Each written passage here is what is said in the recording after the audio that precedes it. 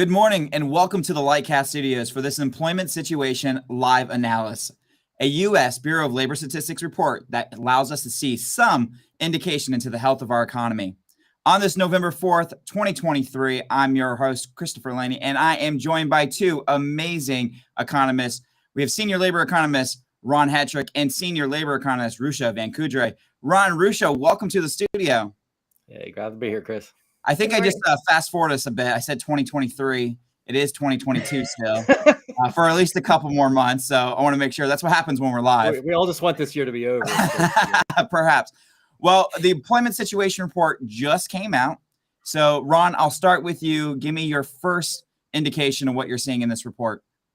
You know, the thing I've been looking for all year long, I know everybody's kind of sick of maybe beating this drum to death, is the first number I'm drawn to is that labor force, the overall labor force, because what we're trying to do is see an effect of maybe inflation or other actions driving more people to work. And when you get more people to work, you know, that can help ease the pressure on employers when they're trying to hire. Yet when I'm looking at this report, we see it's a very slight movement down, but we're talking a little downturn in that labor force.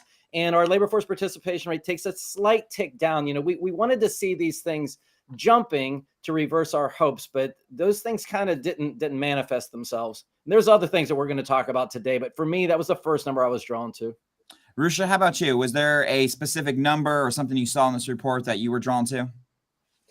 I think it's really interesting, right? We're all waiting for signs to see that, you know, as Ron was saying, are things kind of slowing down? And I would say in some way that we are, right? You know, like at least we're at 260,000 jobs, which is a positive number, you know, still good, but definitely slower from what we've been seeing earlier this year. So I think that's a good sign. But the other thing I think, you know, we've all been looking at a lot really has been the tech industry. I think, you know, pretty much every day we're hearing about either hiring freezes or layoffs to come. And the interesting thing is that in this report, as well as in the JOLT report from earlier this week, we really have not seen any indications of that in the economy at large. Ron, just looking back, you talked about labor force participation. And so I was hoping that perhaps maybe you can shed a little bit more light on this. So first, labor force participation not moving, or we saw a little drop this month, like you indicated. Inflation is high. People are not jumping back into the labor pool. Why do you think that's occurring? Man, that's actually a really good question. I think there's so many different things that are happening in this report that kind of concern me a little bit. You're looking for signs that, you know, we did see an increase in people who say they're unemployed because they are re-entering. We did see an increase in people who are unemployed, you know, because for basically the reasons that you see people kind of coming back in. But yet you're seeing this thing where we're seeing these big gains in people who are saying, I'm not in the labor force. So, you know, as some people are coming in, we have a lot of people who are like, I'm done, and they're leaving. And I think that, you know, this is the problem that we've been having since the pandemic, since all of these things. We had excess retirements. We had a lot of people kind of walking away from the labor force. We've been trying to get them back. And yet we still see this month a pretty decent gain in those who are not in the labor force. And what bothers me about that is the U.S. government tracks those who say, I'm not in the labor force, but I still want a job. And that number went down. So, you know, even though we added to our unemployed ranks this month, I think there's still this big concern of what happens if people, you know, lose their job and just say, well, that's it. I'm just going to, you know, I'm just going to step back out of the labor force again. Do you think that there's any relationship? Earlier this week, there was some reporting talking about some of the excess savings coming from the pandemic. We still had $1.7 trillion in excess savings, down from 2.3 was the high. Do you think that's playing any role in those that get to continuously kind of, you know, control their decisions around working? Yeah, I think we have to look at things like, you know, we've been talking about credit card debt is back at record levels. We do see that, you know, savings rates are way down, but yet you are still seeing reports of as much as, you know, 1.3 to 1.5 trillion still left in the savings. I don't think we have to eat all of those savings up. I don't think that that's what this is all about. I think the reality is when you look at the numbers, when you break down the demographics, the vast majority of those people that do make up that not in the labor force, that change that we've seen, that huge increase, are coming from that plus 55 population. So I do think you are continuing to see effects of this very large baby boomer population who are in their prime retirement ages. And this is going to go on, you know, for the next, you know, at least until 2030, 2034. So I think there's something about trying to stop this wave of people at that direction. And we just, maybe don't have the population of younger people to offset those people who are leaving the labor force right now. Rucha, one of the areas that, we talk a lot about labor force participation, but we still look at unemployment rate.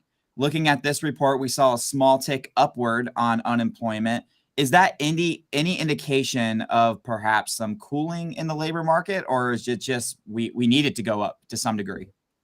I think it can be both, right? I think we did need it to go up a little bit. And I do think, it's definitely a step in the right direction in terms of what I would guess the Fed is looking for. I think an interesting note, though, is that, as Ron mentioned, unemployment for women actually went up quite a bit. And then another place we saw unemployment go up was for those with less than a high school diploma. So I think there has been a little bit, it was actually about 0.7%, which is quite a bit. I think it was the largest increase of any subgroup. So I think there's maybe a little bit of concern coming in now too, like, are we going to see more of a polarization in the labor market, right? Which is not really ideal. And that's kind of an important area because, Ron, you've talked about this in great detail. A lot of the jobs that are open right now don't require an advanced degree or a traditional, college degree. And so if we're seeing people with less than a high school diploma dropping out, those are a lot of the jobs we kind of need to fill right now. Am I correct? Yeah, but that was this big increase that we saw in their unemployment rate. This is a very confusing time. We see this huge gain in job openings for things like leisure and hospitality. So restaurants and hotels showed a very significant increase in need last month. And yet when you look at the employment gains, in restaurants in particular, 6,000, I think we've been hoping for numbers like 50,000 to 100,000. So to only get 6,000, there's a significant concern there. I don't think it's a mystery to anyone who's listening in. You go anywhere in the country right now, there are still help wanted signs in restaurants, literally on every single street. But the fact that workers aren't being driven to those jobs shows you a couple of things. One is that maybe they're just not attracted to that level of paying job or the type of work that is. They're not desperate enough to take those jobs. And I also think that it may speak to the kind of people who are in that active labor pool, like are looking for work. Recently, I was involved in something, I can't reveal the source of it, but, well over a quarter of the people that were surveyed said the reason they weren't working right now is just the lack of jobs paying to a level, that they were hoping for. So I think people are in a situation where they are out of the labor force, but clearly they're not desperate. They're waiting for that, that really good job to take. And we're just not seeing that in these service level jobs. I guess I'm always confused by that because the indication I get is how do you pay for your bills if you're just waiting on the sideline and you're like, I'm just not going to take a job right now. And I'm just waiting for the right opportunity, which is always a little bit fascinating. I want to jump into some specific industry data. And Rucha, I'll start with you because you alluded to it when you were talking about in the opening about this report around the tech industry specifically. What are you seeing, whether it's the actual numbers, what are you seeing in this report that shows us that indication that the tech industry is okay? Like we see layoffs every day, but it's actually doing all right. Yeah. So if you look at the number of jobs added in professional and business services, which is where a lot of these sort of larger tech firms fall, they added about 40,000 jobs last month. And then if you look at information, they also added another 4,000 jobs. So really, still growing strong in that sense. And if you think about the JOLTS report, which came out earlier, like the layoffs were not really up in the way that you would imagine, given what we're seeing in the news every day. And so I think it's, important to keep in mind that, just for example, Amazon yesterday, right, announced that they were freezing all corporate hiring. Lyft and Stripe have both announced that they will be cutting jobs in the future. We know about the Twitter layoffs. So these are these, really high profile companies that are saying we are stopping things.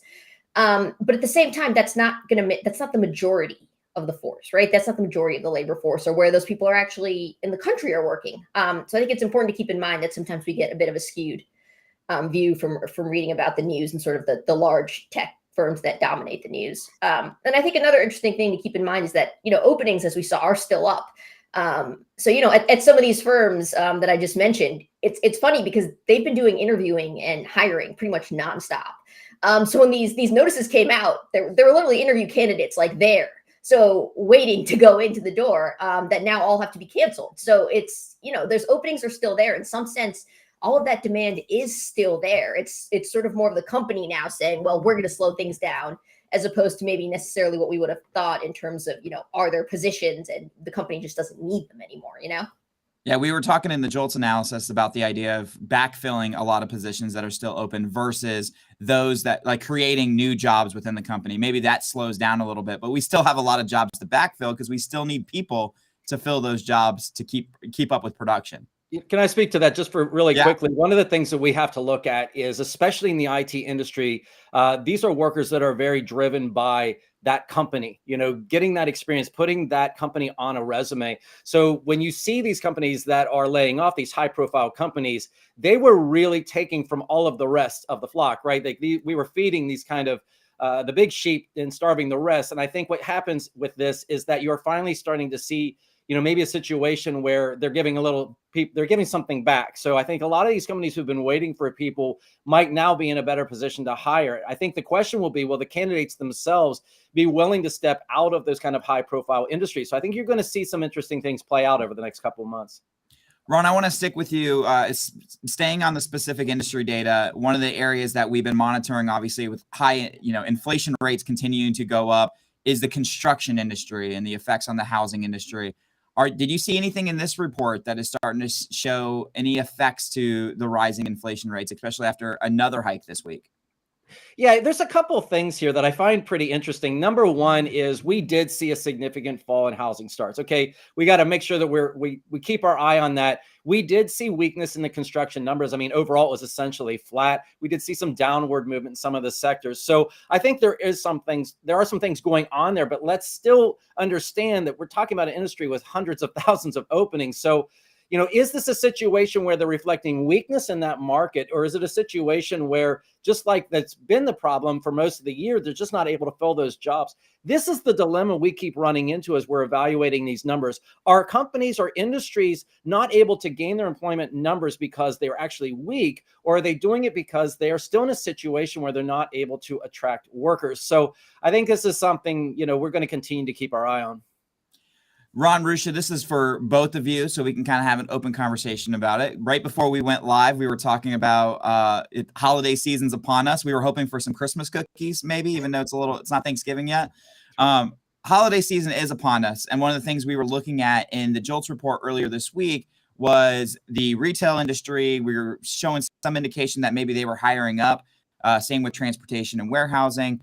To you, Ron or Rucha, whoever wants to start. What are you seeing in this report as we're preparing for the holiday season? Anything that kind of stuck out to you? Go for it, I'll Ron. jump in first on this just because some of the industry I've been really kind of following a lot. So first off, we have kind of this crazy phenomenon occurring. You're seeing warehouses had a very significant fall this month. We did see a significant drop in employment. Now we have been expecting this because we know that, merchandising, general merchandising, wholesale inventories, all of these things have been elevated to almost record levels. And so you start to think about employment in this regard. If you can get these things out of the warehouse and to the retailers, well, the retailers still need to sell these items. So do you expect retail to fall because they have a glut in inventories, or do you expect it to grow because they are trying to move merchandise? So an interesting thing, warehousing has a big fall, trucking has a big gain, and retail is kind of mixed. We saw department stores down a little bit. We saw general merchandise up a little bit. So I think you're starting to see these goods being moved out of the warehouses. That's a very good sign. But we are kind of monitoring all of this activity, because at the end of the day, they're going to have to sell these goods in this holiday season. And the question is, are consumers done? Did they already buy these goods earlier in the year? So this will be really interesting to watch as we go through November into December to see how this holiday season kind of plays out. So before we get to our final takeaways, I have a question for both of you. I'll start with Rucha. Looking at this report, this employment situation report, is Powell and the Fed, are they happy or are they sad? I'm going to guess they're a little bit frustrated. The image I have in my mind is kind of, like when you were in high school and you had that vending machine and you like put the money in and like the thing moved a little bit, but it didn't fall. And then you like kicked it and put more money in, and then it kind of moved, but still hasn't fallen. It kind of feels like that to me, where like, they keep bumping that rate up over and over again. And like, are things moving slightly? Yes. Are they moving to the point where we need them to be? No. That's a great analogy, Ron. You're going to have to try to top that. I have no vending machine analogy.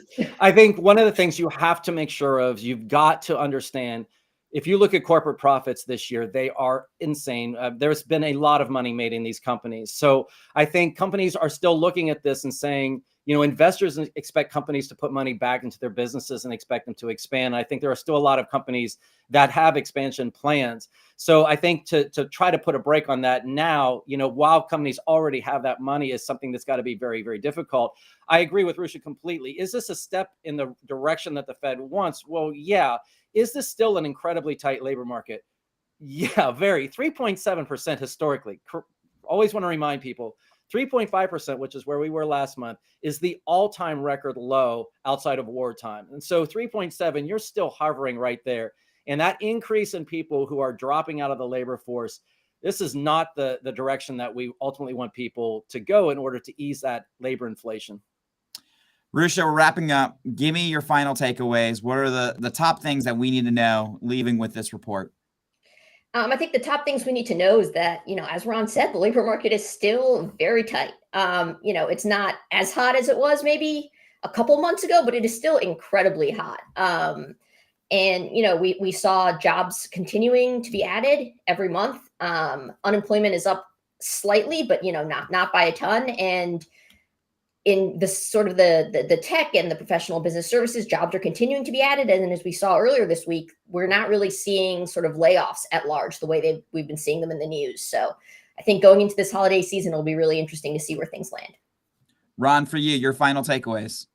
I can't get rid of this job openings increase that we had last month. When I see a 261 gain, knowing that employers increased the amount of demand that they had, even that we're talking about a little bit of a month lag there, did everything suddenly change within a couple of weeks? I really think that that's hard to believe. So there's a part of me that's looking at this report going, we hit 261, but I think employers would have preferred to have done many, many more, or, added many more jobs than what we actually saw.